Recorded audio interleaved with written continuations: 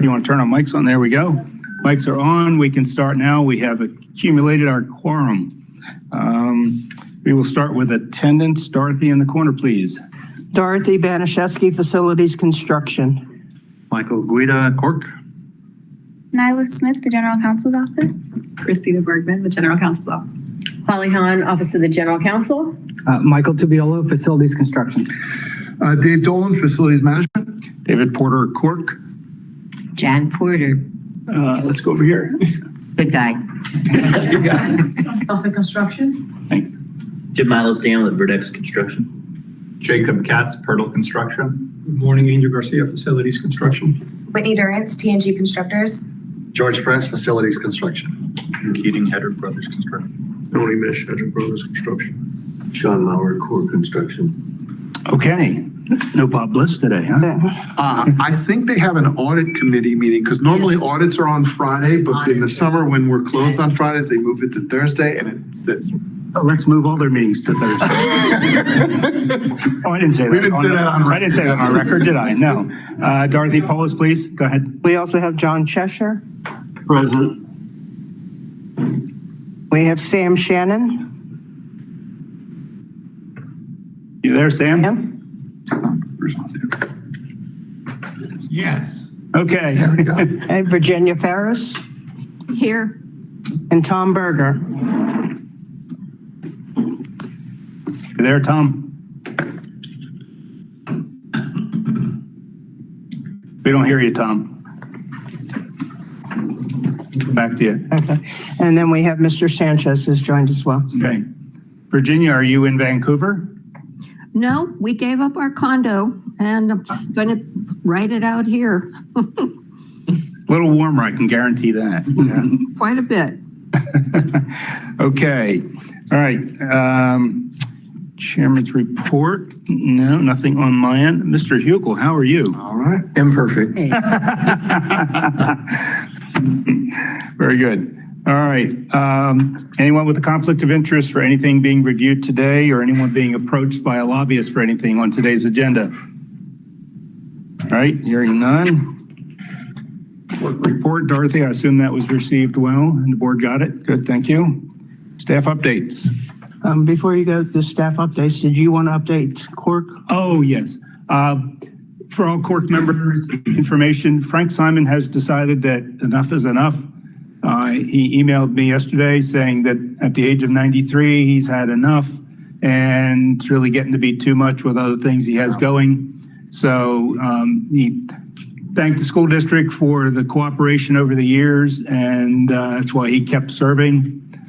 Wished CORC well to continue. So we are down now to 9 official members, still need 5 for a quorum. And the board members of those appointees are notified that it's time to try to get us some more appointments so we remain a relevant committee. Oh my God, I had no idea he was 93. I didn't either. Wow. Well, he's going to be missed. He had a unique viewpoint. Yep. I was emailing with Lou Doctor. He wishes us all still well. He's doing fine. He had a little medical issue that's been resolved, so that's good. He's just kind of sitting back and enjoying retirement now. Good for him. So, all right. Yes, somebody got a hand up? No. I guess Joe. Yes, Joe. Yes, Joe, sorry. Yeah, I'm just going to remind everybody we do have elections coming up this year. We're gonna have 3 new board members, school board members, and so some of them may decide that they would like to wait until their replacement takes their place before they recommend somebody to CORC. So we're probably going to have some openings for a little while. But it's a good thing that our policy is based upon the number of active or appointed CORC members versus the number of seats that are available. So we can continue to do business. But obviously, as soon as we get our new board members on board, we'll encourage them to try to find people. But if you know anybody, we can get those names to them early, and that would be helpful. Who were the 3 who are not coming back? Frank Barbieri's not coming back, Mr. Ayala's not coming back, and Mrs. McQuinn is not coming back. Thank you. But Ms. Ayala's position's already been filled, but won't be active till November. Till November, yes. Because the person that was going to run for that seat had no objection, so no other person, so that person's in. Joe, now that there's, I think, kind of 5 openings and those positions, maybe it allows Mr. Ferguson to get in because he's not being replaced. He has more time on the board. And I think his comment before was it was tough to find people filling the 1 or 2 slots that had to be filled. Now there's more possible slots, so maybe he has people that might fit those categories. Correct. I'll reach out to him about that. Okay. Yes, we have some of the positions I think are at-large positions. And those Yeah, there's one at large. There's one that's flexible for Mr. Ferguson's benefit. Okay. Thanks for that, Joe. All right, staff updates. Okay, Michael, did you have anything you wanted to touch upon? A couple things. So we had, I guess it was a week ago now or so, we had a hurricane tabletop district-wide where we got all the essential departments together to run through a scenario. This year was a category 4/5 catastrophic direct hit on the district. Every year we do a little bit different scenario and run through it and make sure everybody's prepared for the worst. And we learned a lot from what happened in some of the previous hurricanes on the Gulf Coast and on the West Coast also. So that was it brought about some things that we need to tweak. We had a lot of good things in line, but we did have to make some tweaks on some things to get better prepared. So it was very helpful. We do have some district training coming up for several of our departments. We have a little bit of SRF training next week, a couple days of Chapter 5 and fire safety. And SRF, if you don't know, that's the code that governs educational facilities for the state of Texas. Or Florida. Florida, sorry. I was there this weekend. So. I was say it's the travel law. FEFPA, we have, that's a conference for Florida education providers is the week after, the week of the 22nd. So several of us will be down there for that. And somebody's giving a presentation too. So we always glean a lot of good things from the different districts around the state. And then the week after we have our CEPTED training, and that's crime prevention through educational design. And that's in conjunction with school police, but several of our facilities construction members will be at that, just learn about how to design more safer facilities. And more cognizant of operational challenges that go with the designs. Okay. Mine's more fun and social. I can't believe I missed last month's CORC meeting. It was the first meeting I'd missed in 7 years. You weren't here? Oh. Yeah, exactly. What? Did somebody notice it? Certainly enjoyed, but very happy from my perspective. I can say I'd like to thank all the staff members, the different departments that work under me. They're all magnificent. They're all very well prepared and handled everything very well. And I'd like to thank you all for that. Speaking of that kind of social side, I just got an email about an hour ago from our dear friend, Jim Kennard. Jim is doing well. I'll kind of reprise some of his comments. Gained some weight, too many snacks at cocktail hour, traveling as much as we can and staying under budget. It's always a good feature for all of us, right? Found some interesting ways to get cheap airfare and discounted hotels. Good for him. He still stinks at fishing. But the good news for him is his pontoon boat gets us to the nearby tiki bars, and that's important. So it was great hearing from him. I'm going to reach back out to him. And he also wants to wish everyone the best and hope everyone's doing well. There's a whole list of people he's all asking about. How's this person? What is that person doing? Who's retiring and whatnot? So look forward to getting back to him. And to that end, a shameless plug, but I really do want to thank each and every one of the CORC members that are here for attending, for being a part of this this is a very important committee to the school district. It has always been, and now as we can see, it's even more important. And I really want to thank each and every one of you for the effort, the commitment you guys make. It's hugely important. I know we seem like, on occasion, we used to seem like we were adversarial. But no, it's in fact, it's the exact opposite. We find a lot of pride and appreciation for that which you CORC committee members, when you review all these items and the insights you give us, it's another set of eyes. It's a different perspective, and sometimes we can lose sight, and we do appreciate everything that you guys do. So with that, I'll turn it over. Yeah, I also communicate with Jim Kennard, and we must have worn off on him because he has put himself on a very similar committee to CORC in the western county he's in Florida. So he said he's enjoying that, and he's getting the same cooperation out of the staff there that this staff provided to CORC over the years. So he said he can see enjoying that committee while we enjoy it, because there is a good communication and shared interests. So that's good. Just so you guys know, Michael has joined. I'm not sure if it's Michael Gelfand. Must be. We don't have another Michael, do we? It's the good looking one, and thank you. Okay. Thank you, Michael. Thank you for One that giving is- everyone an One that appropriate- is more or less follically challenged than the other Michael? I don't know. All right. Thank you, Michael. Public comments? Any public comments? All right. Let's get down our consent agenda. FC1. Yes. Okay. FC2. Yes. I wanted that pulled. FC3. Yes. Okay. FC4. FC5. PC1. I'm sorry, if you can pull FC5, my apologies. Okay. You're getting near your quota, Michael. Yeah, no, I'm free for the rest of them. Okay. PC2. PC3. PC4. PC5.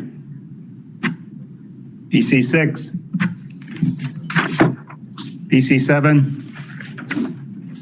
PC8. PC9.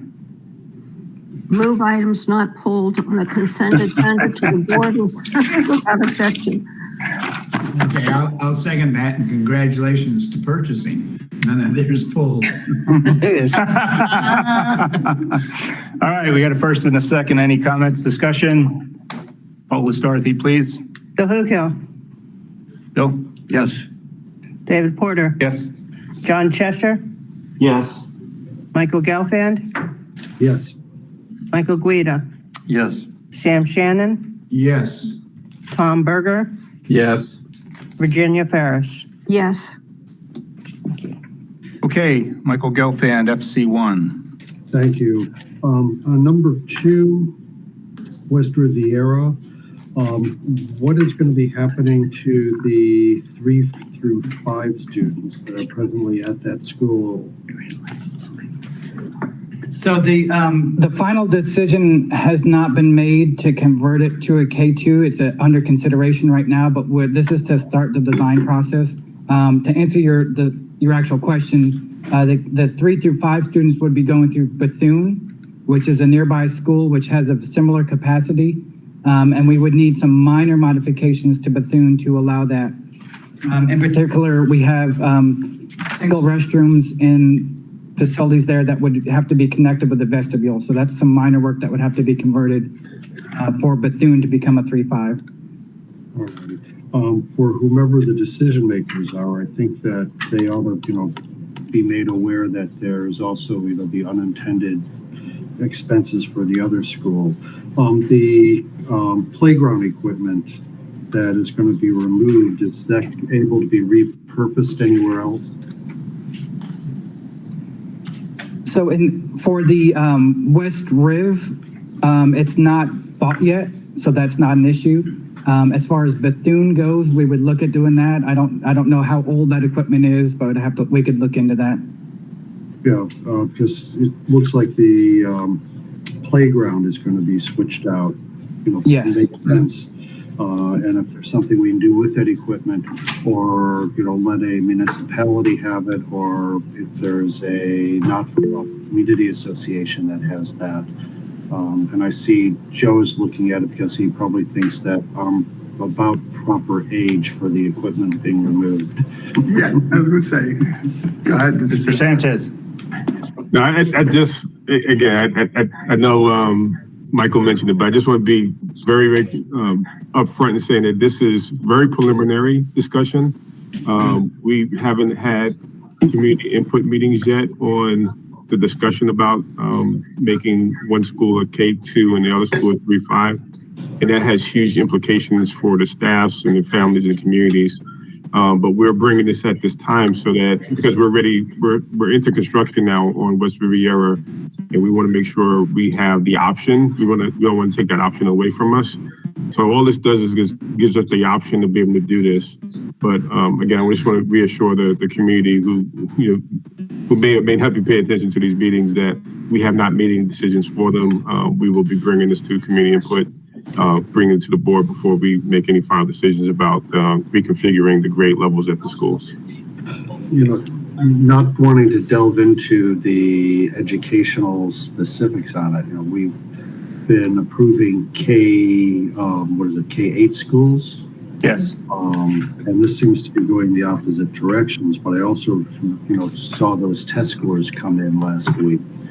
And I guess a new strategy needs to be figured out for some schools. That's part of the consideration as well. We need to do something different and have different results. Do we have any K2 schools now, or that would be the first? Yeah. We do. We have Jupiter. Lighthouse. Beacon Cove is a 3-5. Lighthouse is the K2. So we've already got empirical data, I guess, from those schools as to how well it works, if it does. Yeah, we do have those populations are pretty different than the River Beach populations. So, there's questions about how appropriate it is to make those comparisons, but that is an example of what we do have. Okay, and they are successful? Yeah, those two schools are successful. Yes. Good, okay. On number 3, on the bond issues, was the bond part of the contract price, or was that an addition? For Santa Lucia's, their media center remodel. It was one of the parts to the GMP was the bond, and they did a plug number. We've seen this with a couple different contractors, especially on the smaller contractor side, is that they can't get a really firm number until they actually go to buy it out. So they have some estimates, and we're encouraging them in the future to estimate a little high and then come over and give money back. But bond costs escalated over the last year or so, so we're seeing some of these come in on different projects. It's included as a specific line item on the GMP that we can track and make sure that we only pay the actual cost. So we're allowing, in essence, that to float. Yeah, because I saw the memo that came through as the reason why, but I'm looking at the responsibility as us or the contractor for the increase in price. Yeah, they're at the mercy of the bond companies that they're getting it from. So, we make sure that we get that, we pay dollar for dollar. You can see it's to 38 cents there. We pay exactly to the penny of how much it costs and not any more or less. So. And we're the ones who require the contractors to maintain this bond. Yeah. So it's a service provided. It's not something that it's to their protection. It's actually to the school district's protection. And the funds are coming from the project construction contingency. So the cost of the GMP has not increased. If the GMP hasn't increased, then why do we have to add additional funds? We're not adding additional funds. This is a contingency use authorization. the funds are already within the GMP contract I see. in the All right. contingency line item. And now we're just shifting it from the contingency line item on the pay app up to the bond line item on the pay app. So that's, On Timber Trace, this is now, as I understand, going to be a part of the specifications for all the schools. Correct. It'll be part of the design standards to have that door that goes all the way up. Alrighty. With reference to number 6 on Timber Trace on the exhaust fan, was there a prior increase for the roof framing? Dorothy, do you remember? I don't know. Because it would seem to be if the need for the change was because the framing couldn't provide support, then we had redesigned. This seems to be the third change we've had on this item. I'm just wondering what the complete expense has been. That's Judd. Judd, So this one specifically, as this is the administration expansion, there's a portion of the roofing that's supported by structural framing, but it is not joists, like steel joist portion. So where the original curve for the fan was planned wasn't structurally sufficient. So we moved it over to a more structurally sound component of the expansion. This portion, it was originally put where the existing roof meets the new roof, and that section wasn't, doesn't have as thick of structural members as was needed to support the weight. So we shifted it over to accommodate it. All right, thank you. Yeah, I think, Michael, just so you know, I think we've got a couple of core expansions going on, and I think that we may have had a framing issue on one of the other ones. Moving it over makes a whole lot more sense than rebuilding that roof portion. Thank you. On Winbrook, was there a reason why we weren't grandfathered on that? We have an existing structure. It's not a tear down. Wouldn't the code at the time we started grandfather us in? Are we making any site plan changes at Winbrook? Or is it all just building work? it's a complete modernization, so yeah, there's. Oh, we're tearing the whole thing down? Yeah. Most of it, there's one building, I think, that remains, and. It's a tear down rebuild. Yeah. Already. So that triggers everybody getting their hands involved. Yeah, the moment you open the door, they'll take every opportunity. Oh, yeah. So we do have to bring everything up to code. And What? I think Sam's calling the dog. Oh. Any answers? Okay. Anything else, Michael? Yeah, 11, the Garcia, under the bleachers, is that going to be a specification change for all bleachers now? We're going to make that part of our master spec.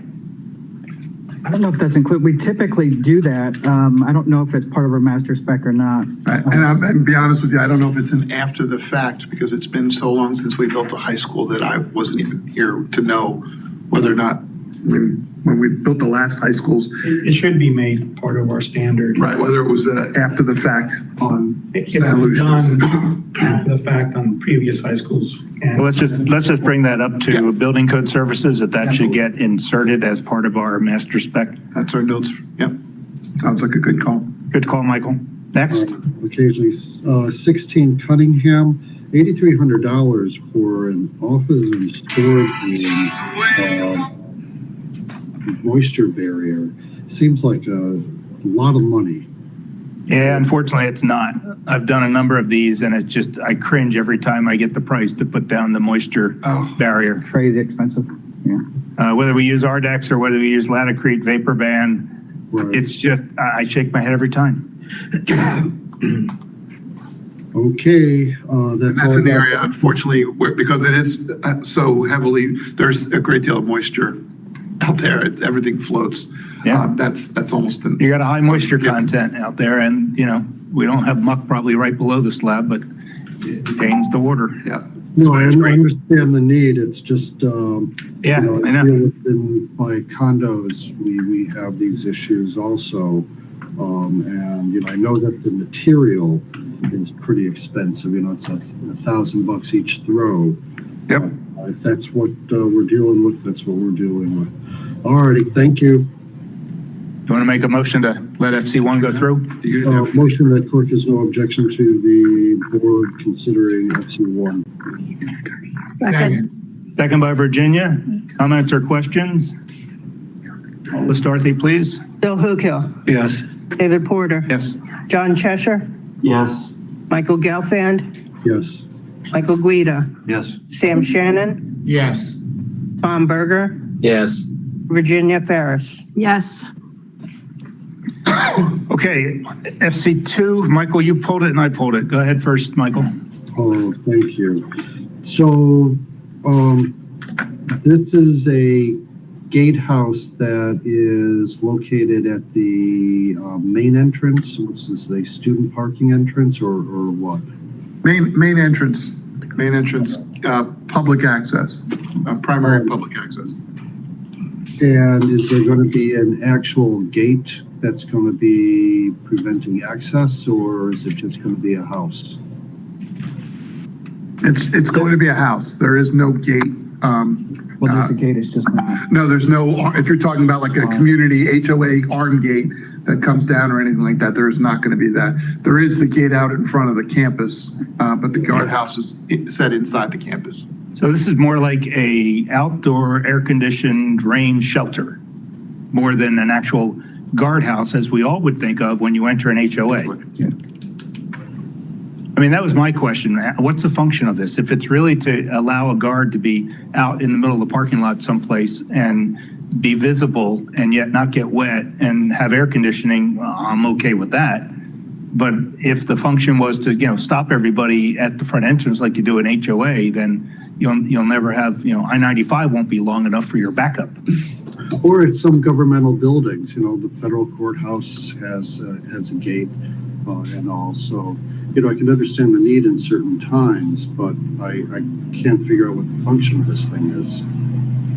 It's off-peak hours, meaning like morning rush when the kids, parents are dropping off kids. It's not everybody going through the guardhouse being introduced or whatnot.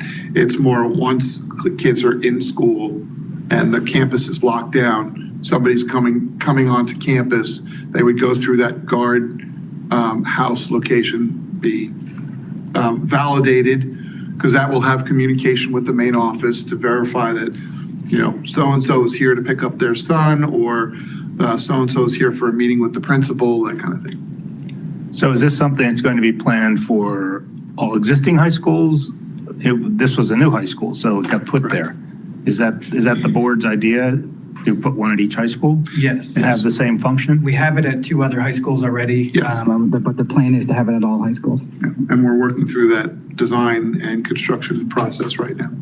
So it's after hours that, or non-rush time for kids coming and going, that people will be stopped. Yes. And have to present ID like in an HOA gate. And most schools now do have that. You pointed out most of the high schools have it. They usually have a golf cart with a person sitting out there in the sun and the rain. Yeah, through the weather and pulling the things down. This is more, and then they have to use a radio and try to communicate back. But are we stopping people? I mean, I go to Seminole Ridge a lot, and it's always after the kids are there, and there's a guy in the golf cart, and I just go in, and I drive around, and I drive to the front, and I go to the visitor parking lot. I've never, ever been stopped, ever. And he doesn't know me, so it's not like I'm getting through because he knows me.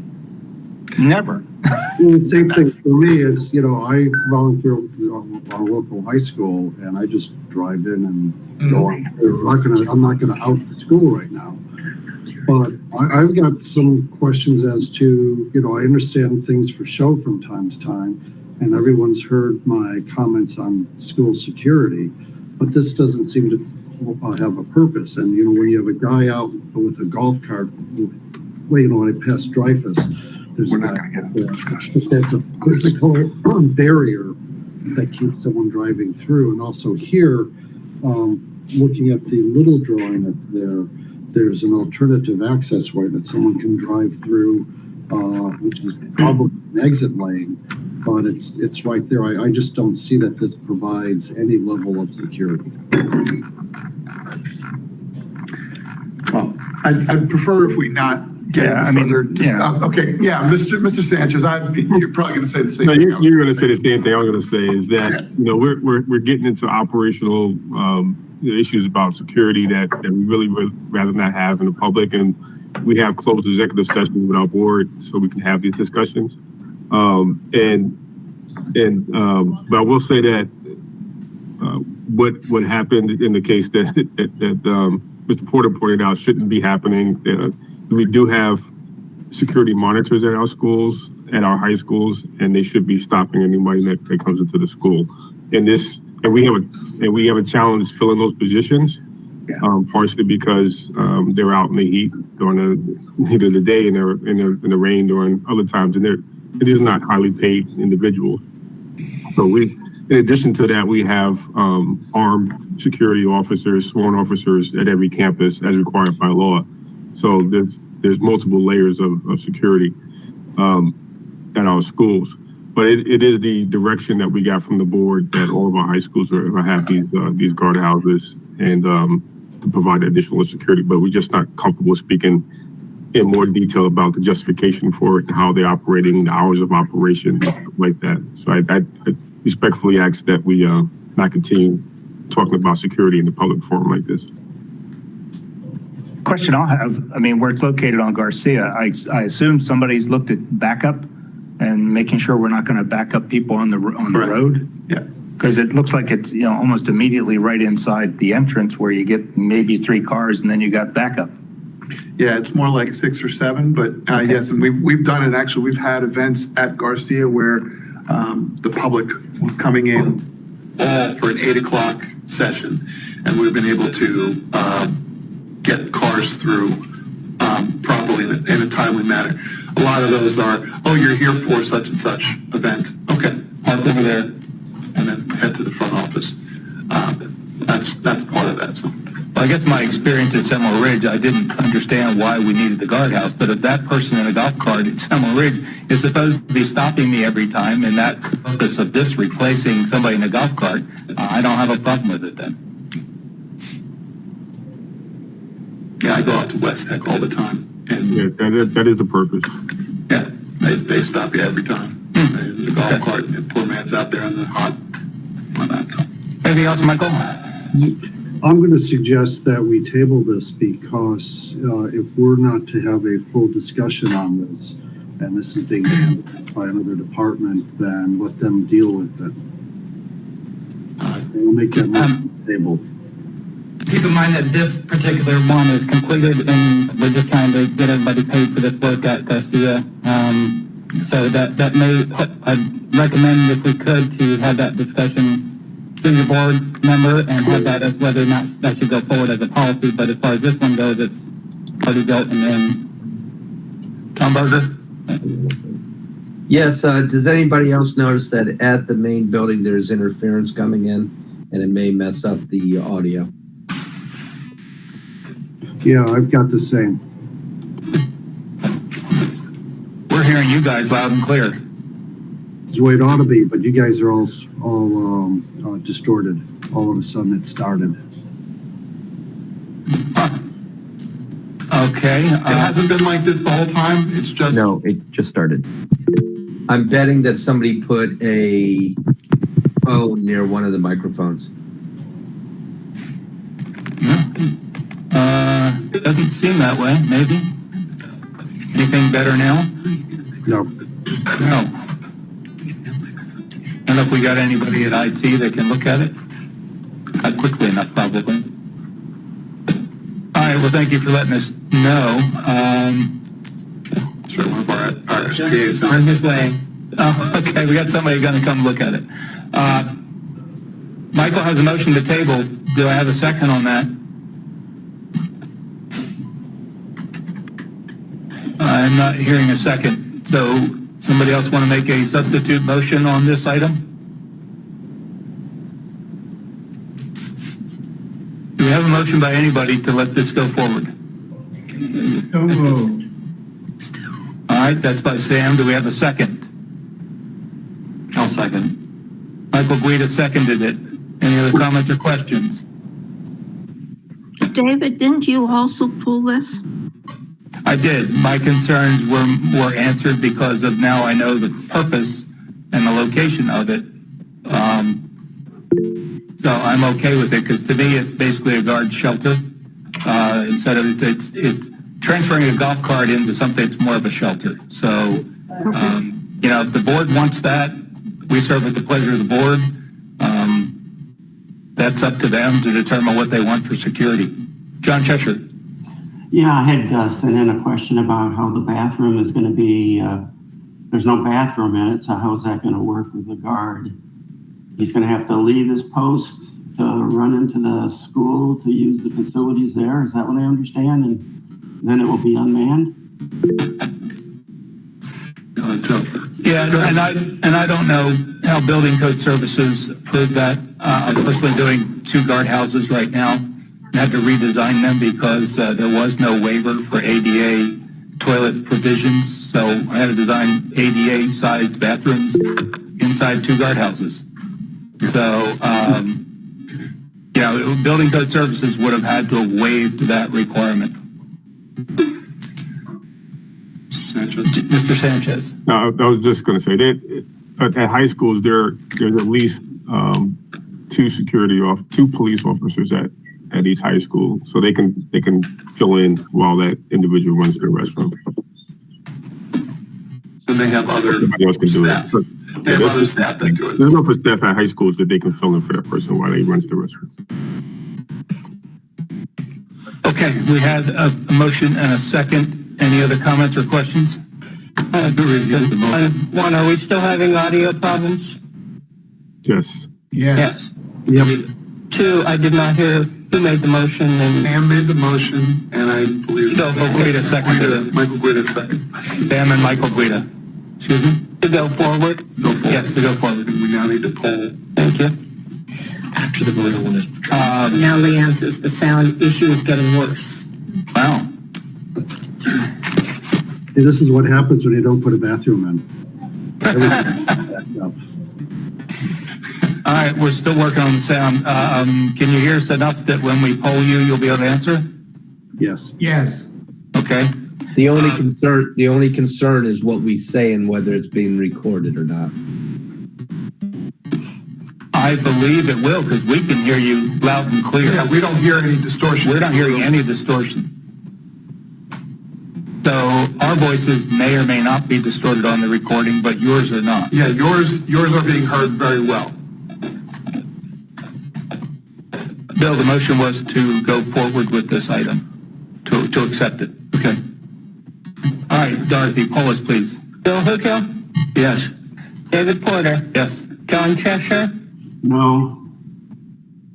Michael Gelfand? No. Michael Guida? And yes. Sam Shannon? Yes. Tom Berger? No. Virginia Ferris? Yes. We have 5 yeses and 3 nos. Okay. And the no's, by the way, I think we have to give a reason, don't we? Yes. Yes. It's an agreement with Michael's theory, but I wanted it to be able to go forward anyways. But I agree with what Michael is saying. If we're not going to be able to get all the full information, we can't really vote on it. I guess the comment would be feeling of lack of full information. Lack of information regarding the security use of the function and the operation and function of the guardhouse and the location, and you know, why do we need it?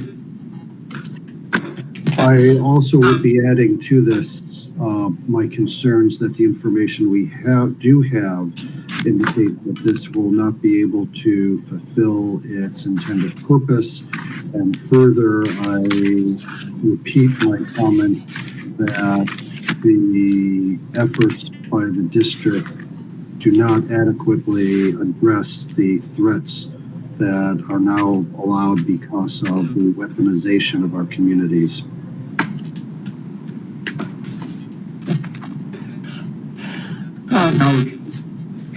Well, Michael, that might be your comment, but that may not be the general comment of the dissenting three people. Understand. Okay. Mr. Cheshire, if you have something different, right, to add? John, do you have anything different to add? No, same comment, just a lack of information on the operational, how it's going to operate. Yeah, okay, thank you. Yes. Kev would like to reset the speakers and see if it helps at all. So let's just pause a second. We're going to reset things, so you might hear some deadness for a minute.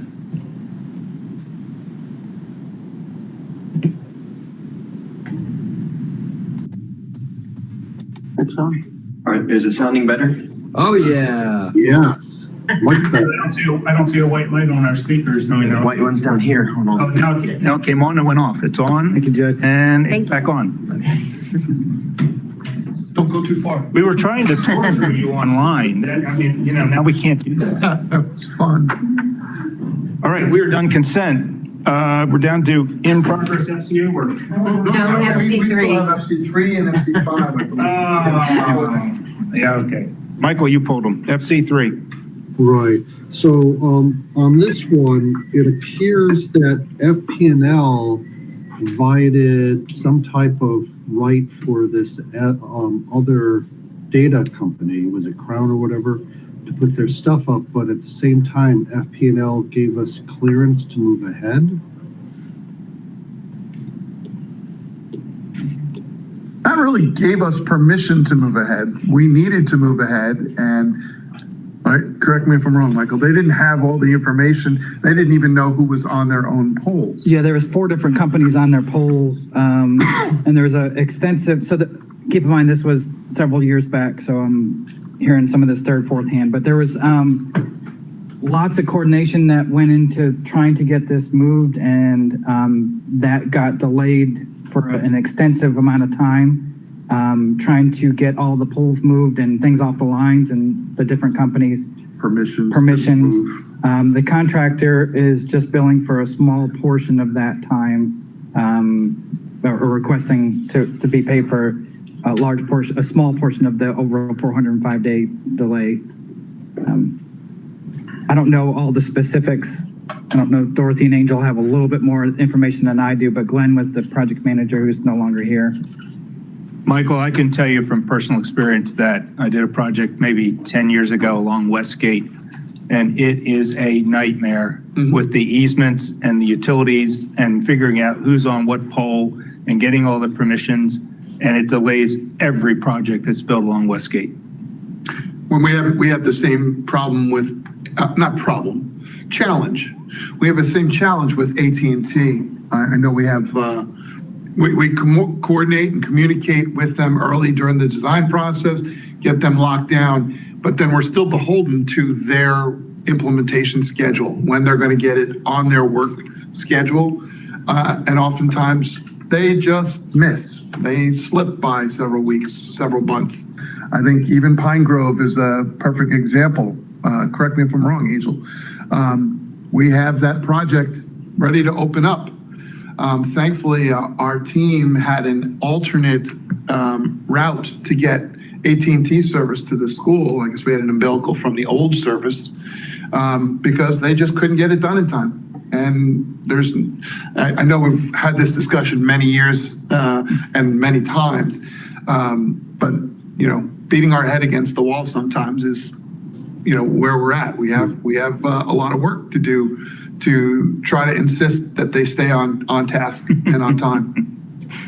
I'll tell you, I was sort of impressed that it opened on schedule with all this delay. That's correct. And that was, days. we literally had the turn lanes. Hedrick Brothers did an incredible job. They built the turn lanes and literally had the poles right in the middle of the turn lane. They actually built around the poles to make sure that when the final poles got removed and all that service got relocated, that we could turn and burn really quickly. And that was because they didn't want to sit around with their hands in their pockets waiting for it. And they did what they needed to do. That was one of the big efforts that Hedrick did to make sure that we were able to open the school on time, despite that the service line being in the way. Well, I was somewhat impressed with that. Michael, Nothing further, thank you. to make a motion? All right, the usual that CORC has no objection to the board considering this item. Get a second on FC3? Second. Second by Virginia. Comments, questions? Poll list, Dorothy, please. Bill Hukill, Yes.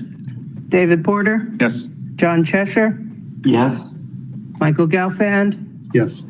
Michael Guida, Yes. Sam Shannon, Yes. Tom Berger, Yes. Virginia Ferris. Yes. All right, Michael, FC5. Grandfather again, the elevators. It seemed like the code had changed, but is there a reason why we can't grandfather those in if they're otherwise operational? We can't and when it concerns safety of elevators, they do a mandate and we have to go back and update all the elevators in the district to comply with this. I wish we could just say no, but we can't. And it happens quite regularly. Yeah. And I don't want to actually disparage the industry, but the elevator industry, and Mr. Porter, I suspect you know what I'm talking about. It's a very tough industry. It's very controlled, and they pretty much, I mean, I don't want to say the lobbyists, but they control it to make sure that every elevator everywhere has to be updated each and every time.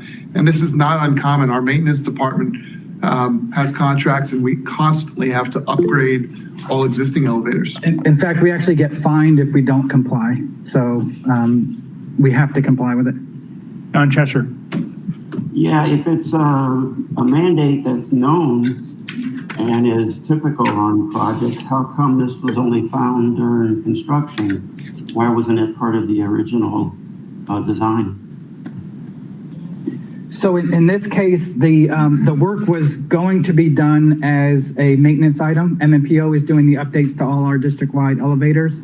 They were having a hard time getting their vendors out to service this particular school in time to meet the other contract requirements that the contractor was doing. So the contractor got a price to do it on his own and put it as a change into the project. So originally it was going to be MMPO doing the elevator work, but instead the contractor took over and got it done. So we're able to meet our schedule. A lot of the changes were the elevator had to be tied into the fire alarm system. And we were replacing the fire alarm system as part of this project. So it was easier to coordinate the two of them together in this project. Maintenance, like Michael said, they started out doing it, but as they were trying to coordinate the fire alarm portion of it, they ran into difficulties. So they asked for it to be transferred over. We don't have the control over the vendors the way you would expect. You know, school district with however many elevators we have, 100 elevators throughout the district, you think, oh, we'd have better control over the vendors that we have, and it just doesn't work that way. Maintenance does the best they can. They do a great job of staying on top of it, but this was an audible call in order to make sure that we got it all done in compliance with the building codes inspections. All right. This is $250,000 for this one item. When these things come down the line, how are we budgeting for this if we have to do this district-wide? So the actual mandate wasn't $250,000. Part of that, in addition, was that tie-in, like Dorothy said, to the fire alarm system. The mandate had to do with the doors. I don't know all the details because it's a maintenance item, but so we're not spending $250,000 out of school, but there are mandates and we do have to cover the cost. So we do have contingencies in our budgets to cover these things. I mean, we get unfunded mandates all the time from the state, and we just have to deal with it, you know? And if this exceeds our contingency, because it is a facility renewal, it is a sales tax referendum project, we would have to go back to ISOC if it were far in excess of what we have in the project contingency. We'd have to go back to ISOC and get permission for additional funds. In this case, I don't think we did. I don't think we have had to ask for additionals. So, unlike my clients who have some of the same frustrations, if not more than I've heard already, presumably David's clients don't have, you know, the type of muscle that a school district does. Just something to think about as you're discussing with other jurisdictions, whether it be the county, who has a lot of elevators, and neighboring school districts, is whether or not we want to create our own elevator maintenance company so that we have some ability to address these issues. Something just to think about for the long run. I know that there's, you know, pros and cons. I'm thinking about that, but, you know, tremendous amounts of money go into these elevator maintenance contracts.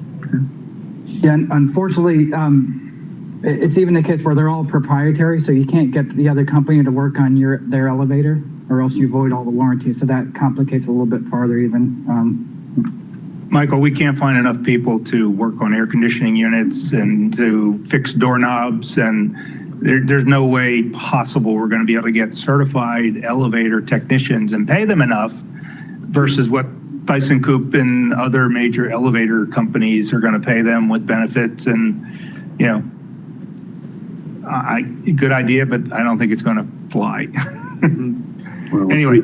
If you find me, you know, floating in an old elevator cab that's been welded shut, you know why.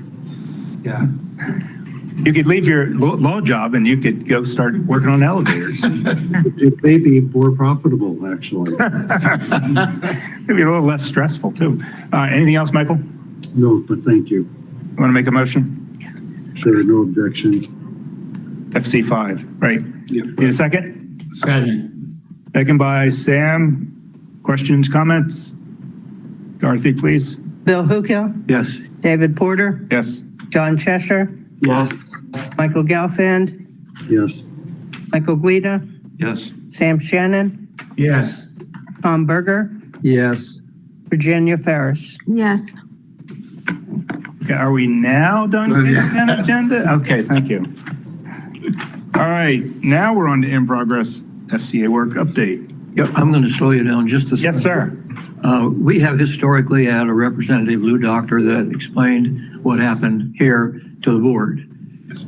Part of that job included when there was an item went through with negative votes.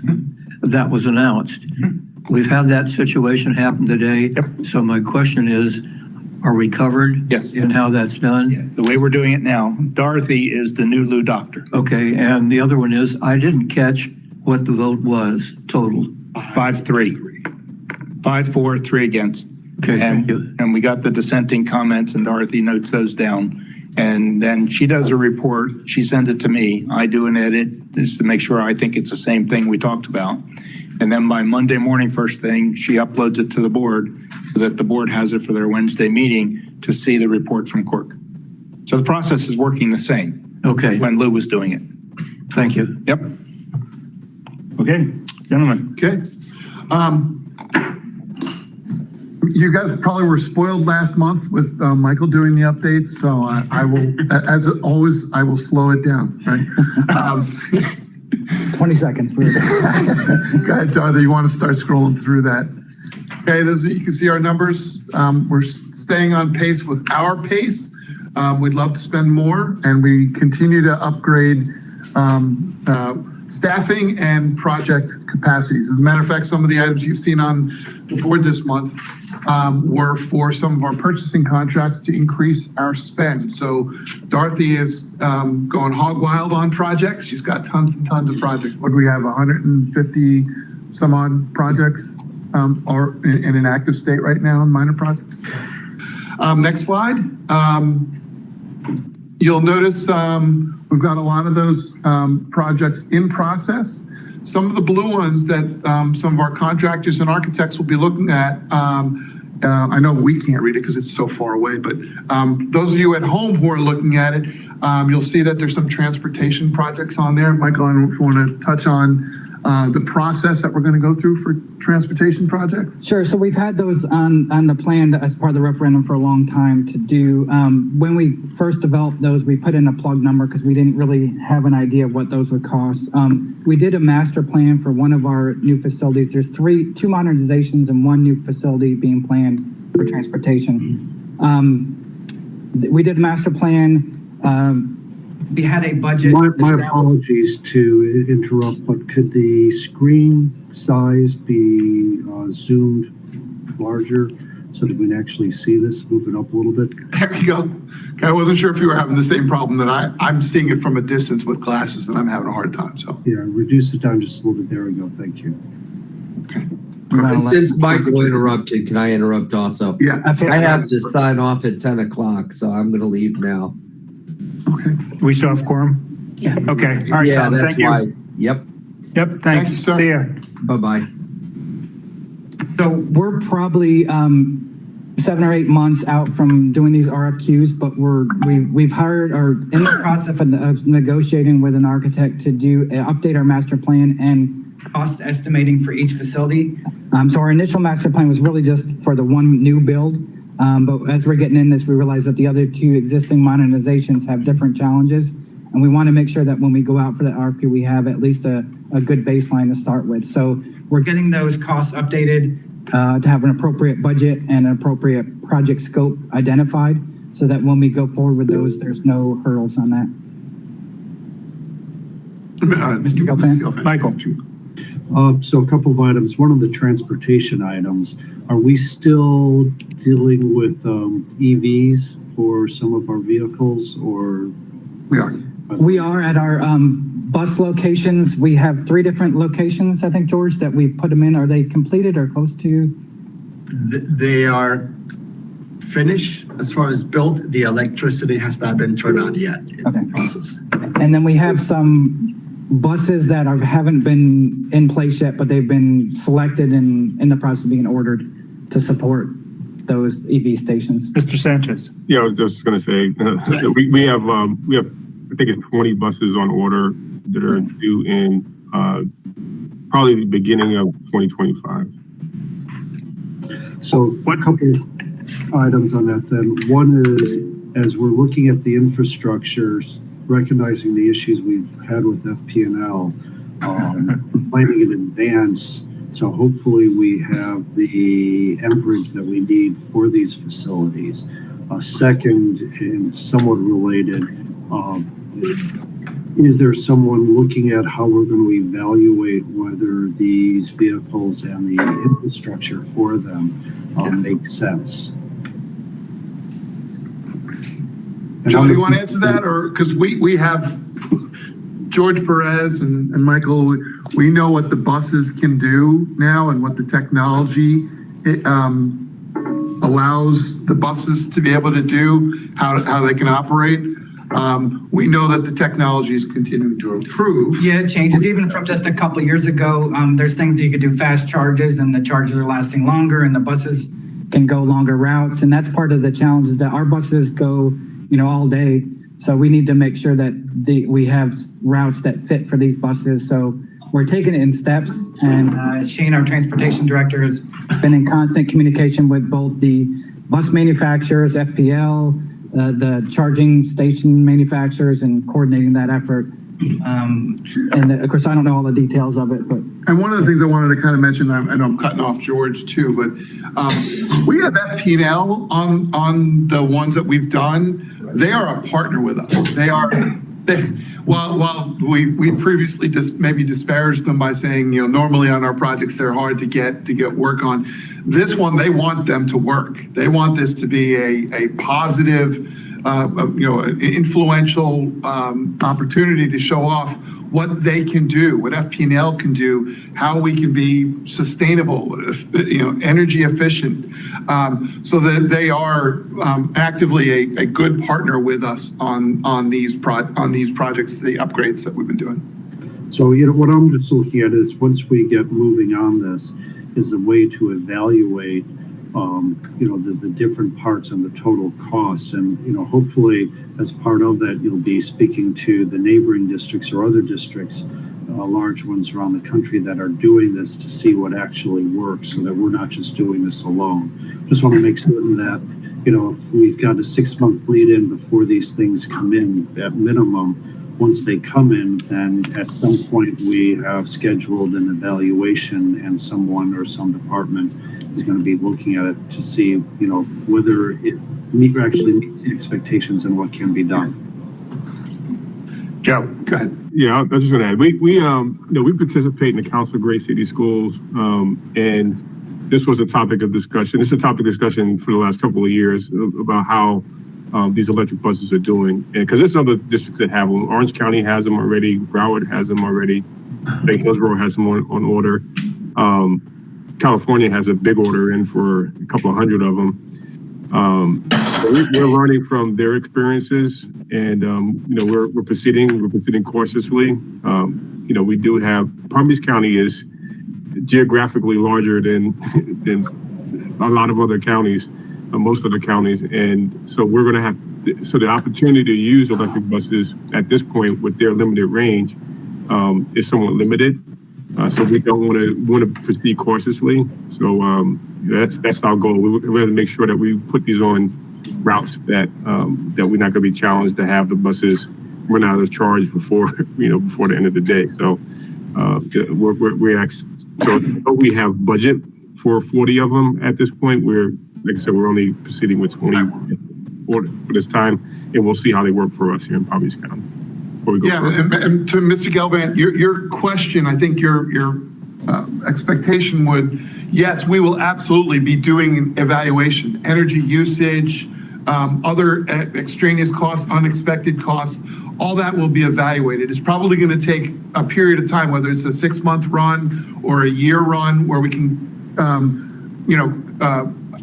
come up with all that data and be able to evaluate it. But you're absolutely right. There is no question. As we get into it, once we start rolling it, there will be a follow-up or continual follow-ups to see, is it efficient? Is it effective? Are there other opportunities where we can grow? Maybe we can increase the capacities of the battery chargers and make it a little better. We will certainly be constantly reevaluating whether or not it's successful or if it can be more successful.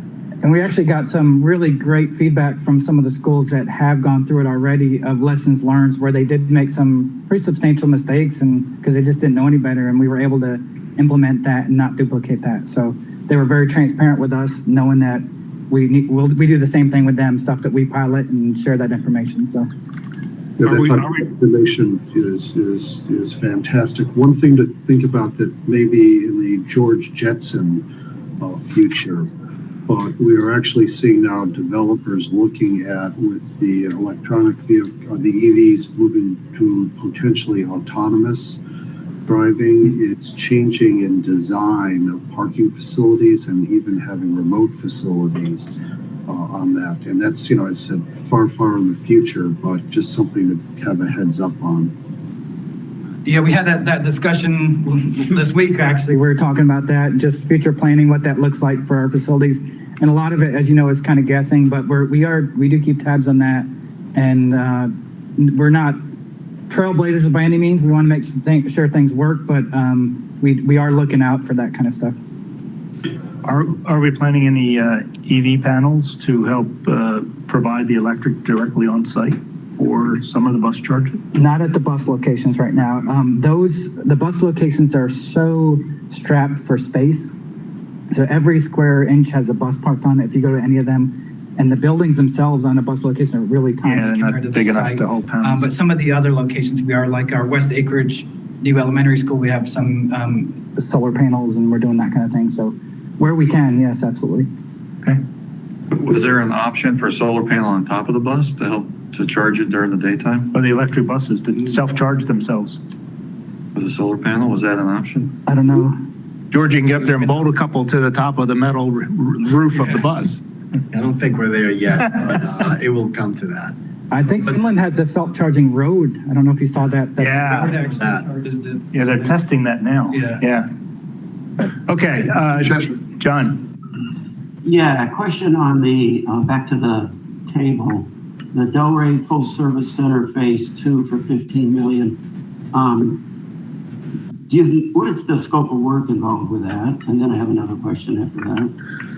Okay, phase 2 for that, for those of you who are familiar with the campus, there are 3 buildings that are older, that are original buildings, or well, I'll just say they're old.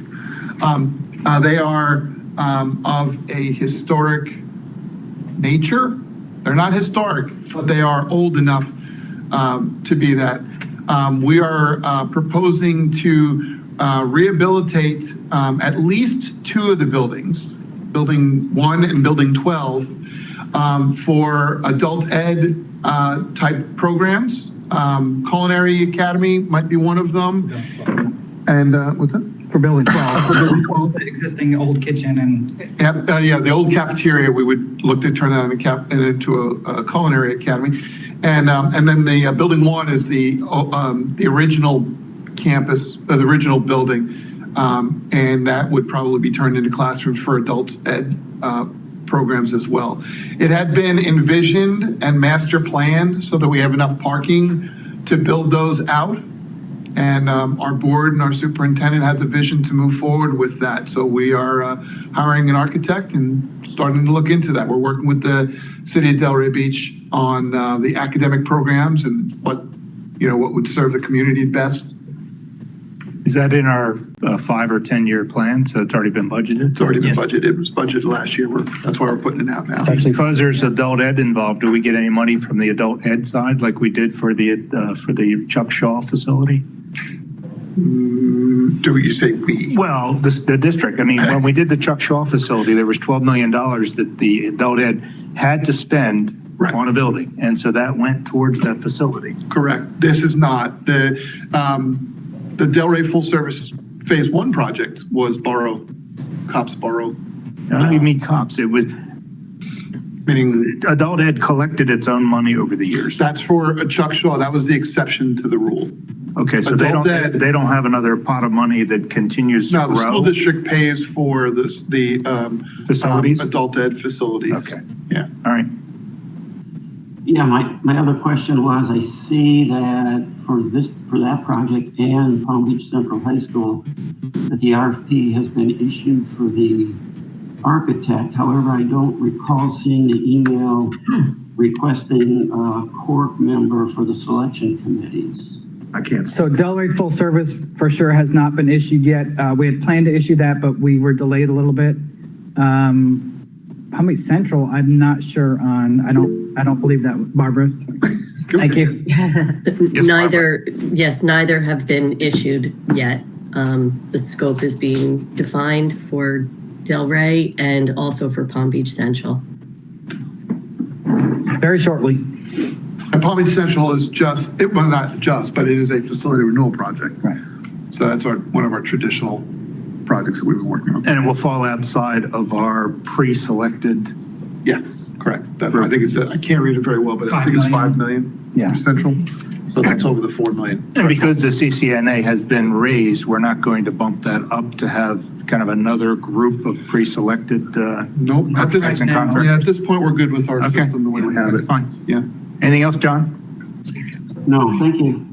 Okay, continue, guys. Thanks. You want to come back? Michael, go fast. One item on the historic Roosevelt High School. Are we going to be holding until all of the different players figure out where they're going with this, or are we just moving forward?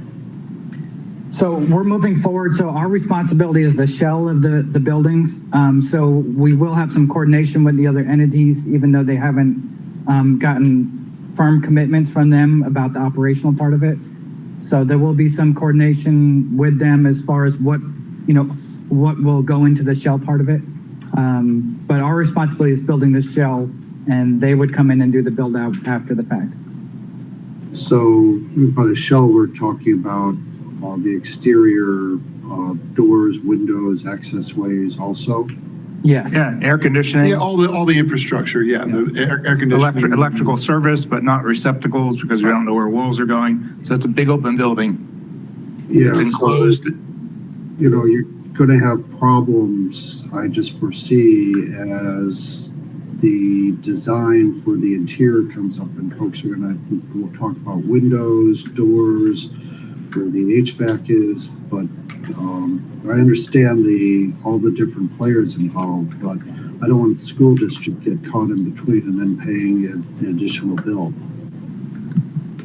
Mr. Sanchez. I was gonna say, I'll let Joe answer first because I have, but I would rather have him. Well, I'll let you know that, just to give everybody an update on where this is, the county did approve $1 million for planning purposes. And in their efforts, they've contracted with the Community Foundation of Palm Beach County to start doing, or create, it's a whole complicated process going on, but they're setting up another entity that's going to do fundraising. They're going to hire an architect that's going to work on the library/media center, the interior stuff that we're not doing. So the library and the museum, they're going to be hiring a designer for that. So we think that the timing will work out fine with them hiring their architect and us hiring our architect so that they could work side by side and we're not getting ahead of them too far so they can have input on us. So our process takes a little bit of time to get going. So I don't think we'll have an architect on board probably before, I don't know, what is it, October, maybe November, whatever time frame, that we shouldn't be far ahead of them in terms of process so that the two architects can work side by side and make sure that we don't do anything that we have to undo. So I think we're okay. Yeah, if you notice, Delray Full Service and Roosevelt Full Service have been on these slides for, a while now, and they've pushed back because of those reasons that you mentioned, Mr. Gelfand, that we want to make sure that those other things are in line to make sure we're ready to go forward with it. So that's why we've delayed these, because they've been funded and we're ready to move, but we want to make sure that we don't get caught in that. Yeah, those are going to be simple compared to this one. Unfortunately, this platform does not have a cross your fingers and hope for the best emoji. Yes. The question I would have is if we're doing the shell, maybe they don't get the fundraising for 2 years. We're going to have to air condition that building or it's going to be a green moldy mess on the inside by the time they take it over. So that means we're going to have to basically put insulation in, drywall, put the finished ceiling in to cover the insulation and pay an air conditioning bill for however long it takes before the other tenants decide to take it over. Does it then become their electric bill for use of the building, or is that the school district's responsibility once it gets operational and before it gets operational, but finished? Yeah, we haven't gotten that far to negotiate the agreement with the city, I'm not sure the city is going to be a partner in this yet, but the county's certainly a partner in it. But we'll have to address those issues. That'll be part of the contract negotiations with them. Okay. So until they come on in, we're the owner of it, so we're going to be paying all the bills. Yeah, it just needs to be budgeted. I mean, we don't know how long. Maybe it's 10 years before somebody gets their act together and it's an empty building that's air conditioned. That's why we're looking at you squarely, because we kind of know that there's lots of discussions that have to go on, and we like you say, we recognize those are certainly concerns. Overseeing maintenance as well, I sit here and say, how much do I need to budget for upgrades? Because if it goes 5 years, do I need to replace the air handlers? Do I need to replace other system-wide things? So I need to constantly change belts, etc. These are all the costs that we keep an eye on as we get into those discussions. Okay. Continue. Yeah. And again, my apologies for dragging this out. What did I say? When I do them, they end up taking an hour and a half. But that's the thing. I wanted to make sure we had at least brought forth the concept of some of the work we're doing, the transportation projects and others that we don't necessarily give you regular updates on, but this is an opportunity. You see them on the list, we'll talk about them. So, Dorothy, you want to go back and see if we can get back to the slides? Okay. Again, all the rest of these I'm going to leave for you. You can see the difference between the reds and the blues. The reds are under the CCNA. The blues are ones that are over that and will be coming through the board. So we've got some projects coming up in September. Moving on. Question, the ITV station, are we still transmitting, or this is all internet now that we're doing? South ITV is communications. The communications department is in the South ITV building station. Their main offices are there. So this is a facility renewal at their facility. I think there's somewhere around $1 million worth of work that is slated for that, including restroom upgrades and whatnot.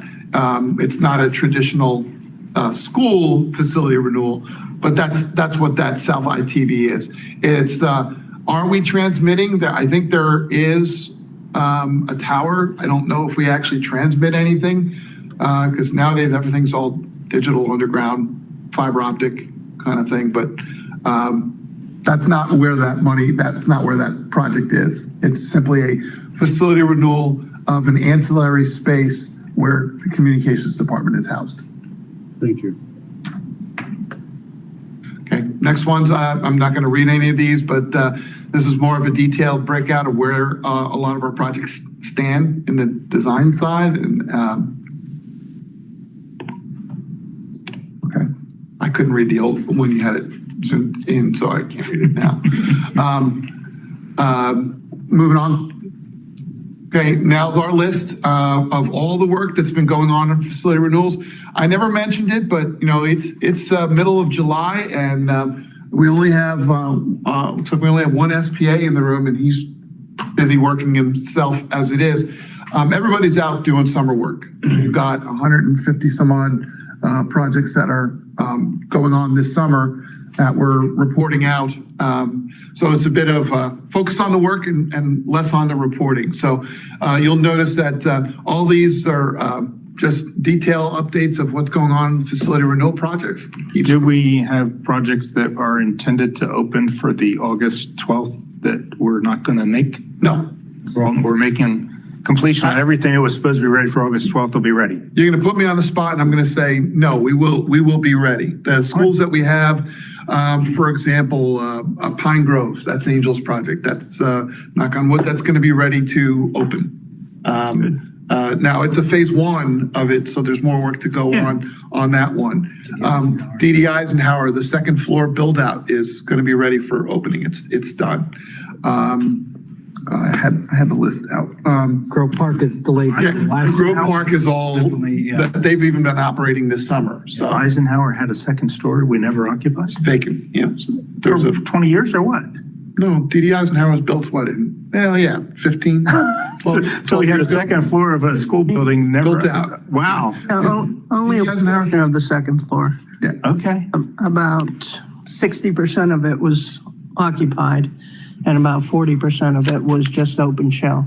Oh, interesting. And it's now converted from a K5 to a K8. That's the 6th and 8th program that's opening up there.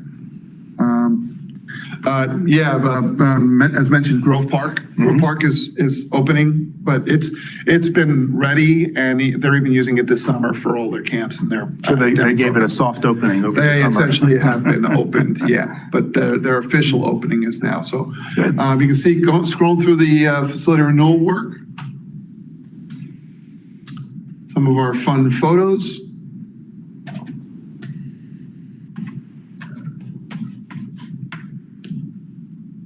And one of my favorite photos, I think, is coming up.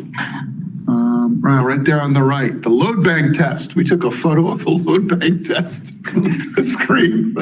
So anyway, there's a lot of work going on, you can see. Okay, West Acreage. That's Joel's project. It's our new elementary school out west. It's just underway. We had the groundbreaking a few months ago. There it is. There's our site. The big green area to the right of it is the future park. And then to the right of that is actually Southern Boulevard. This is planned to open next August 2025. Correct. Wow. Well, underground infrastructure going in. I'll ask the question again. Do we document where those pipes are with a surveyor locating the pipes on a drawing? Yes. Good. Yep. Obviously, we take plenty of photographs. No, but we do, and that's approved through our inspection department. That's part of the process to do it, to get approval, and it's strict. They go back and forth and make sure it's right. Good. Okay. Yeah, we've heard you talking about the old as-built and whether the architects should be relying on them and whether or not they're worthy. Oh, we ended up with so many change orders over the 23 years I've been on this thing. Sure. It's like, well, the as-built weren't right. No, they weren't accurate. There's a method to make it right. Good. Yeah. Okay. Grove Park expansions. This makes reference to, remember the build out instead of the addition. That's going to be the ready. addition's done. Good. So, wow. Yeah, that came out really nice. Other than the green. Oh, did I say that out loud? Yeah, I know. No, it's a beautiful. Now, who determined that? school. Zaskovich, or was that somebody at the district that determined that? No comment. Wasn't the principal, I hope? No. Okay, good. This principle's changed, so I don't want the green to become blue next to it. Correct. No. You're right. It's Pine Grove. I hail to Angel for the headaches that he puts up with. Pine Grove, as you may recall, building 2 is 2 and 3 are the existing buildings that are being renovated. Oh, right. And building 1 is the Z-shaped building on the right-hand side, and that thingy right there. Building 1 was constructed and will open in August. Sure. Building 2 and 3 also renovated during the construction of building 1. And I don't know if you can see, to the right of that picture is the parking lot. It's the park. There's an adjacent park, and we built a temporary parking lot, and there's covered walkway that leads to you can see in the bottom left, the main building, the old building. And that building, that's where they operated for the last year while that was all constructed. They're going to open up, and then they're going to knock down that building and build a parking lot there. One suggestion, if it doesn't add, over top of the district's logo at the bottom right corner, on these slides, if you could list the CM and the architect. Oh, it's a good point. That would be helpful to flash through these, because then if we serve on a selection committee, we start getting the idea of, okay, the CM really knocked this out, and Sure. the architect did a decent design job. Yeah, and forgive me, I'm drawing a blank on the architect, but I know White's is the contractor at Okay. CM and PGL is the architect. Okay. No, they've done a fabulous job. Yeah, so, and I will caveat this and say, please note that virtually all the photos that we're showing are probably like upwards of 4 weeks old. Okay. So while you'd look at it and go, it's July 11th. If it looks like that, we're in trouble. No, it doesn't necessarily look like that. A lot of these are a few weeks at least. Well, that was wet concrete, so I know it's not wet anymore. Right, but like I know, if you see there's no sod in that site, well, don't worry about it. That's being taken care of. We're far ahead of that now. So, okay, Winbrook. Winbrook is just under construction. This one's Hedrick Brothers construction. I think it's building 2 is the existing one that we're renovating, and scheduled for August of 25. Okay. Yeah. West Acres. Yep.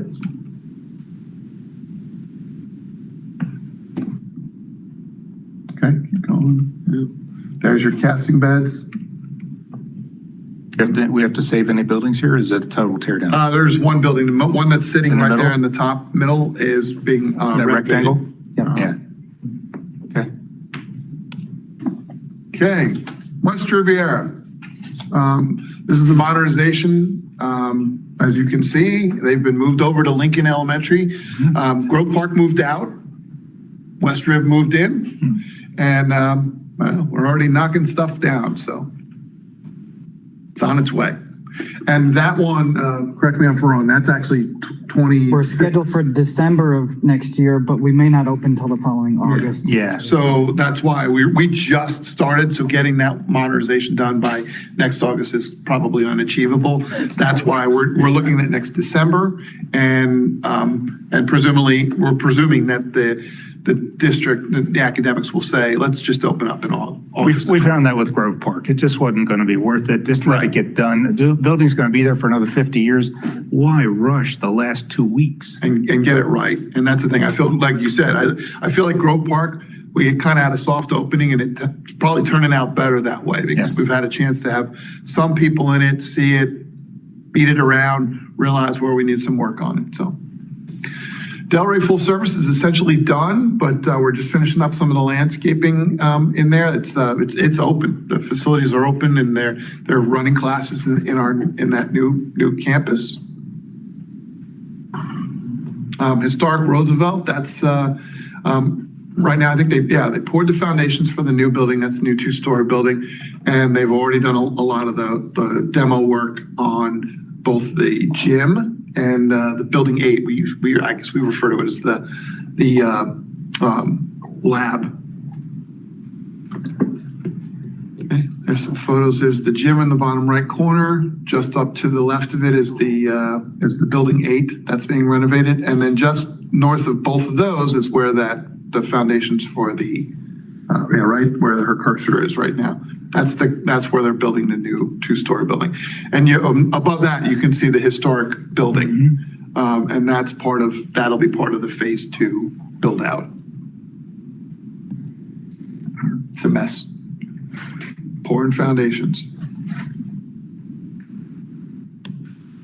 Okay, Mike, I don't know if you want to touch on the core expansions. I know we're finishing up on the Seminole Trails core. Yeah, they're just working on their final inspections with the health department and getting that open for the school year. So that was a core expansion ready to open for this fall.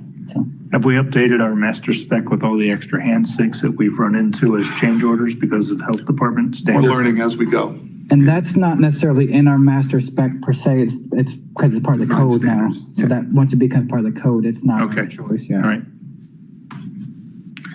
And Timber Trace. They've been open for a little bit now. They're just doing some punch list and I'm working through that. No comments. Yeah. My daughter went to kindergarten there and she's 37 now. So I think we've been working on that since she left kindergarten. 37 years, yeah. Okay. And now we're turning over to all the fun stuff. And we had a meeting with Joe where we got to explain why Dorothy is, like overwhelmed. She's got a ton of work. You saw the first slide was the projects that are in design that are going to be moving forward. You saw one of them was our parking lot here. So that's actually in permitting, and we will have an upgraded parking lot sometime. This is biggie. Multiple re-roofs, marquees, modular relocation projects, the media centers, the guardhouses we just talked about, cell tower projects. They're never ending. And there's some pretty photos. The build out of D.D. Eisenhower's right there. Again, I'll caveat the Boca Field House. That's what it looks like now. It doesn't. It's been considerably improved. It's an old photo. That's another time sensitive one. So that will be open for the start of the games. They're practicing without obviously, but that will be open for the start of the games. And Kay Cunningham, the top right, if you can go back to that slide. That top right, Kate Cunningham, the new pavilion. That's that school never really had the big restroom building with the covered pavilion when it was built, and we built a new one out there. And the only thing we're working on, that's all finished, and we're just working on the covered walkways to get them back to the main campus from there. And our Jupiter Field House is under construction. Dorothy, where do we stand? Because I know Mr. Sanchez literally texted me a little while ago. We want to update on that. Do you know where we stand? They're working on foundations now. That's a very recent picture. They are scheduled to be finished in February of 25, but they are running a bit ahead of schedule right now. Okay, so we're going to tell them February of 25 because Well, we got Palm Beach Central there. We're doing work there now, but now it's going to be also an RFP for design. I mean, why weren't we just waiting on this until it became part of the main? Because the FCA projects have defined scope of what we're allowed to address. And this is not part of that scope. So it cannot be funded with sales tax funding. This is just improvements because the parents there are not so. And bottom line is they pull in and drop the kids off wherever and do U-turns, and the traffic is a nightmare and backs up onto Forest Hill. Okay. So we're putting in some islands and things like that that are going to force them to go through the loops. Okay. Yeah, it's a good point. One of the things you don't actually see behind the curtain all that often is that we actually have a consortium of traffic people, Palm Beach County sheriffs, our school police, some of us, Marissa getting from building code. She's our civil engineer. She's our general manager. We all meet once a month and we kind of review and revisit where are the traffic concerns at schools. And we'll get complaints from the county, or we'll get complaints from the Village of Wellington at Palm Beach Central. You know, the people are coming out and tearing out and doing, well, how do we do this? We can't rely on the hope that the parents are going to do right. So sometimes we actually have to implement projects to make the traffic flow better, safer, more optimized. And that's, you know, we have capital money under Dorothy. Again, that's, you kind of wonder, what does she do? She's got her hands into a lot of stuff. The minor projects team, they're all over the place, lots of different areas. So we thought she just ran the CORC meetings and did the CORC minutes. Okay. That's it. I don't get paid enough. One point about opening in the middle of the year, going back to Grove Park, that you may have run into, if we had tried to open in the middle of the year and contractors were still on the site building the addition, you may then have had the Jessica Lunsford law kick in, because they were building on an empty site to begin with. Now they're building on an occupied site. Now all of a sudden, maybe half the people don't comply. So that's always something to be aware of if we're going to try to open mid-year and contractors are still on site. Correct. And we suffer that on every project. Just the non-new construction projects, every vendor that we have on site and every contractor, they need to be compliant. And it's always a challenge, making sure they're locking gates, locking doors, and whatnot. It's a big issue for us. So yeah, if there's an opportunity to do work when nobody's around, we like to take advantage of that. But for future planning purposes, I mean, saying, well, we might open in December. Okay, no, it's probably just not a good idea on many levels. And the schools feel the same way. When we've talked to the regionals about that, they've basically come back to us and said, yeah, the problem is mom and dad get used to dropping the kid off at the bus stop and whatnot. Now, all of a sudden, they have to walk them to school at December, you know, at the Christmas break. And sometimes they don't necessarily like to have to make that change in their schedule. They'd rather just wait till August and have a new school year and new schedule. Well, even for the kids and little kids, I mean, they're used to going to the same school, and maybe they're the last year at that school. And all of a sudden, half of that school year, they're to a different school. To another school, yeah. Okay. Any other questions for staff follow-up? That was a long one. Yes. A lot of stuff.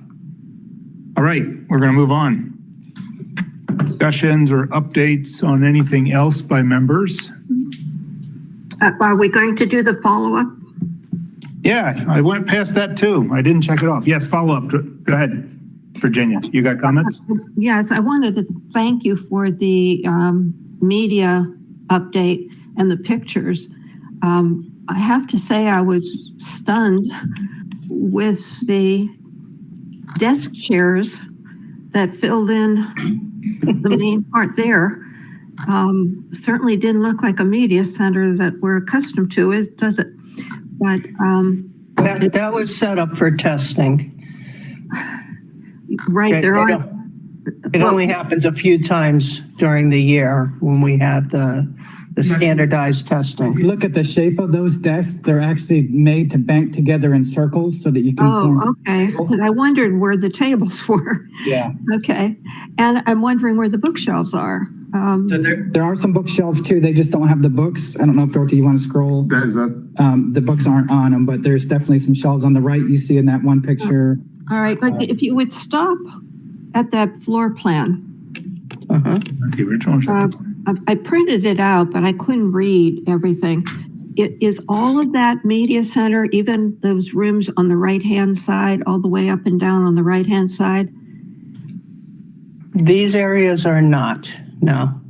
The crosshatched areas are not part of the media center. Okay, all right, thank you. And then on the left-hand side, there was a picture of the, 7 rooms?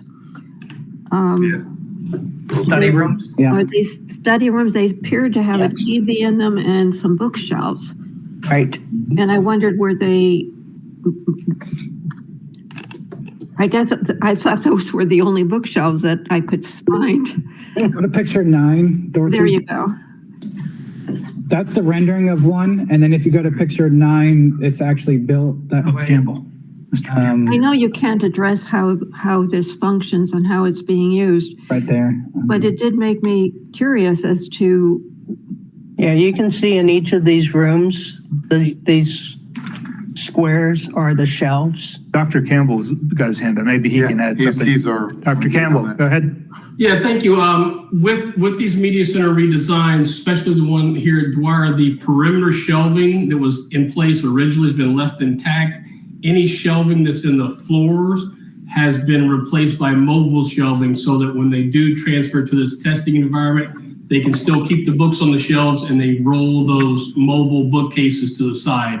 And it's not just for testing, but they can do it for meetings, and it just makes it a more flexible space. But when we begin the project, we determine how many books they have in their collection and ensure that we provide enough shelving in the final design to still hold all of those books. But a lot of the shelves that you're typically used to seeing in the middle of the floors have been replaced by mobile shelves so that they can get moved out as needed, but it's not reduced their book counts at all.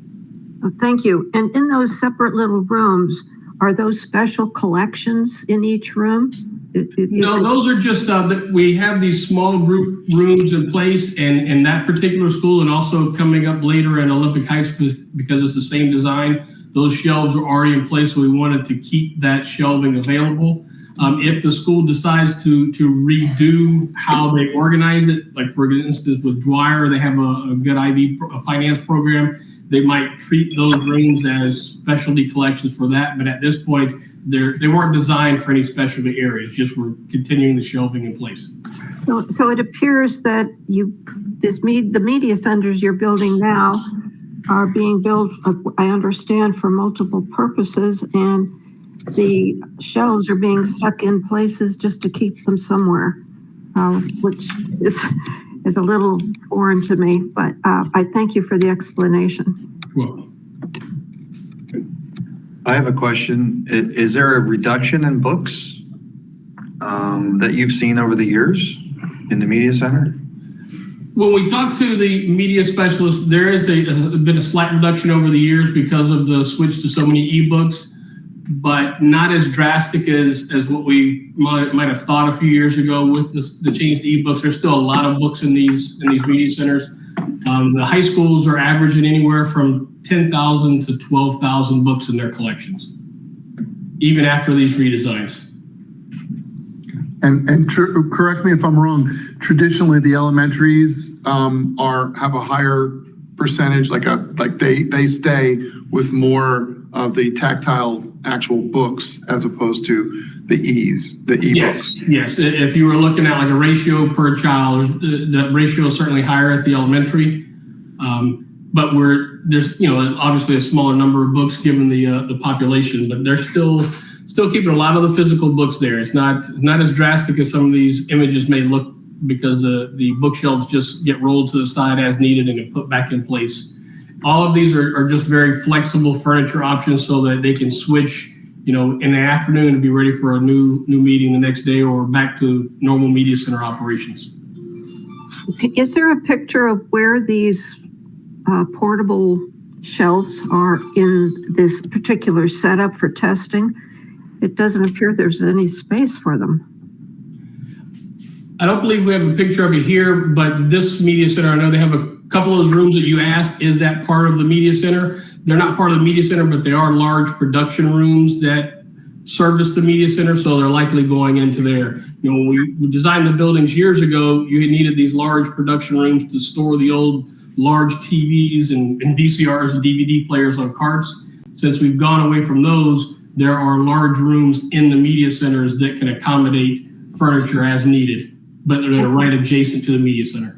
And which of these pictures is what we librarians use to term the circulation desk?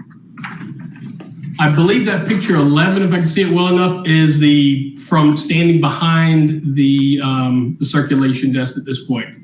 I'm looking at that one correctly. That definitely the one in the bottom, number 12, is looking out from the circulation desk. That's directly in front of the circulation desk. And that curved area, those are bookshelves on the back side of there.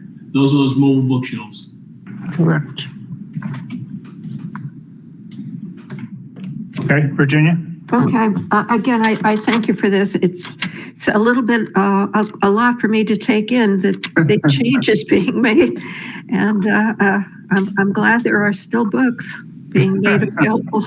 No, they're definitely still there. It's just that the media center really is the largest meeting space available on a campus, so it fits multiple needs, but it is still a media center at heart. Okay, thank you. I had a couple items I'll follow up. Item 1, overhead and profit on GMP.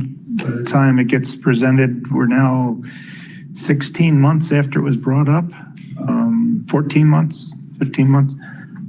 I don't know how we expedite these. I know they weren't critical, but if we just keep kicking the can down the road, I don't see them ever happening. And then number 2, I know you've been working on policies, but again, we're now about 12 months almost since that got brought up. Actually, David, on that one, it was 3 years ago next month that CORC approved that revised policy for contingency use. It's been 3 years, and now it's going to be another 6 months. So that's kind of ridiculous how long it takes to get a policy revised. Yeah, understood. Yeah, I mean, that's about all we can say about it. So, And the district is helping to push me because we are, all departments are revisiting, reevaluating our policies and updating them, because not just in section 7, but there are plenty of other policies that are 15, 20 years, nobody's touched them, and we're now being pushed, I'll say, to make sure that we are drawing a new line and saying all of our policies. So in addition to, I didn't bring up that. In addition to the policies we have, we've probably got about 3 or 4 others that we're going to be bringing back to CORC if need be. We're still looking at them, whether or not they want to change. Michael. So the question still is, why is it taking so long? Is there a problem with the policy? Is there? Nope, it's me. Michael, I'm sorry, Mr. Gelfand, I'm sorry. I've acknowledged this before. I'll keep whipping myself. It is my failure to bring it forward. Thankfully, over the last year, I now have a new director of construction who's helped me take on a lot of the responsibilities, because prior to Michael coming and joining us, I was kind of wearing 2 hats and wasn't focusing quite as much on that. And as I've said before, I apologize. My circumstance has freed up, and I am now in a position to be able to take these. That's why those 3 items that I'm taking forward, we're also looking at other ones that we're working on, because I have other people that are doing the work with me to help make it happen. Again, my sunshine blow to Michael for him being here has made my world that much easier to look at a lot more things. But there is a lengthy process once it's even approved to go through the workshopping and the board that's en route right now to get finally adopted. So it's all right. Let's go to 3 meetings, I think it is. No, 2. 2 meetings. Okay. So it's Michael, fed into the pipeline then at this point? Oh, it's been in the pipeline, and it's just a matter of me pushing it. And now I have had the opportunity to push it. And the only reason it's going in December is because my 3 would have gone sooner. It's just that when the school district collectively decided to push all the policies, a bunch of other policies have taken precedence to mine. So the earliest slot that I could get was December. So I guess then, Joe, you've got to make certain that he gets a nice sized plunger to make certain that it all gets down the line, and make certain that with both of the jobs that he had, I guess Leanne has to make certain that both of his paychecks for both positions get signed. Okay. Discussion by anybody for anything else? John? Yes, last month at our court meeting, legal advised that the local preference was eliminated by the legislature. So can we have a discussion on how this will affect our CM and designer selections and changing our policy for the selections? The school board right now, we don't have a local preference policy, so the new legislation has no effect on us. But we have local preference in our selection of CMs and designers. We do. We have a CCNA requires that we consider location.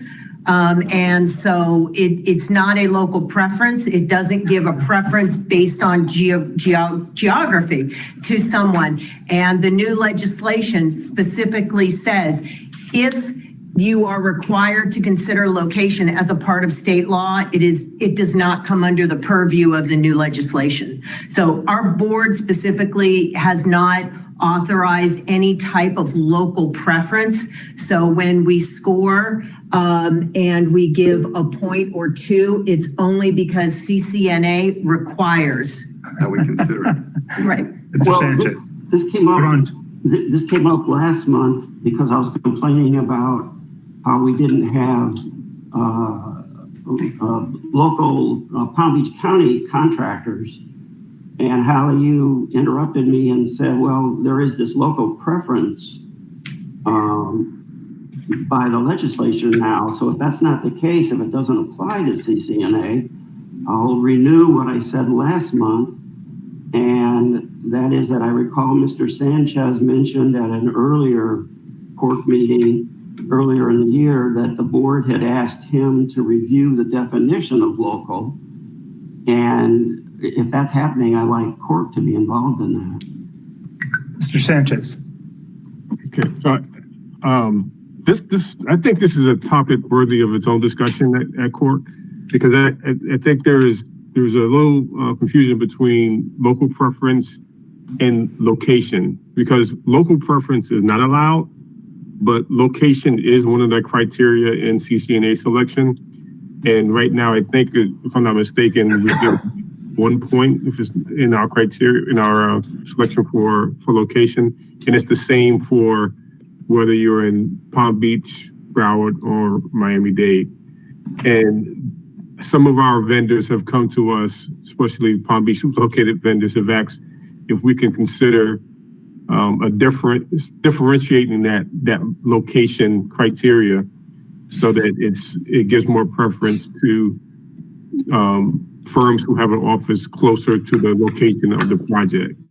Which my understanding is allowed by CCNA, but I don't want to debate that here, because I think that requires us to have some more conversation further. So I would be more than happy to put this issue on for an agenda for a future court meeting so that we can flesh this out more thoroughly. Thank you. I think that's a great idea. Thank you. But let's not let this one wait 14 to 16 months, maybe in the next month or 2. Okay, is that it, John? Yes, thank you. Okay, minutes. Virginia, any comments? They looked very good. Okay, I didn't have any issues on minutes. Anyone else with issues on the minutes? All right, the minutes are then accepted. Any discussion of anything else? Skip the date of the next CORC meeting. No, I'm going to get there. Date of next CORC meeting, August 15th. Make sure your calendars have that on there. 3 days after the start of school. And the only thing for the next agenda that was just talked about, if it can make the next agenda, we'll be talking about location and points. Mr. Sanchez. Yeah, I won't be here on August 15th, so. Oh, that's right. Yes. So if we can move that to the September meeting, I appreciate that topic. Okay. So, Yeah, and if anything, what I'll suggest is maybe for CORC members, if there are things you're looking for, like tell us next month, if you want us to focus on areas. Before that discussion happened in September, I'd rather be able to do research. If you feel that there's certain areas where you'd like to see us focus on, certain concerns, bring those topics up to us next month so we have the chance to research them. And in September, we will then have that discussion. all right, so the planned September agenda item, at least one of them will be talking about location points under CCNA. Location / Local preference. local preference. Well, it's not local preference. You can't say local preference. Two different things. But it's a difference with a distinction. Okay. Right. All right. That's why I said location preference, because that you're allowed to say location. All right. Anything else by CORC members? I have one question. Yes, sir. When does school start? What's it? August 12th. Just ahead of the meeting. Yep, 3 days ahead of the meeting. It's better than last year. Last year, opening the school was the day of CORC. Yeah. So I'm happy that I have 3 days of opportunity to see how it works. Well, I remember last year when it was the day of school opening, And it was really thin with staff members because they were running out Everybody to was take at care of schools. many emergencies at different schools that were opening. We had Garcia and West Boynton were opening last year. So August 15th, you're okay with to not have that Yes, urgency? that'll be fine with us. Okay. Anything else by anyone? All right, we're adjourned. Thank you. Take care, everyone. Have a good rest of the summer. Thanks. Take care, everyone. Take care.